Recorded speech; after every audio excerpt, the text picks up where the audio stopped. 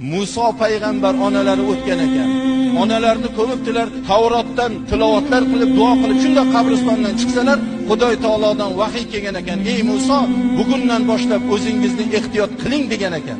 Ey Parvardigor, sen bilan ko'p gaplashdim. Bir marta shu gapimiz orasida o'zingizni ehtiyot qiling demagan eding.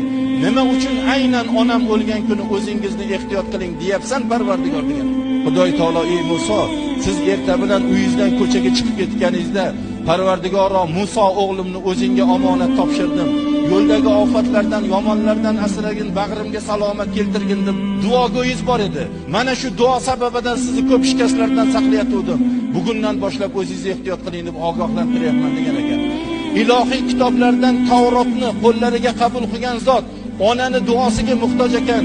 Sizni bizlar kimmiz endi payg'ambarning oldida? Yo sizni bizlar muhtoj emasmizmi ota-onani duosiga, birodarlar?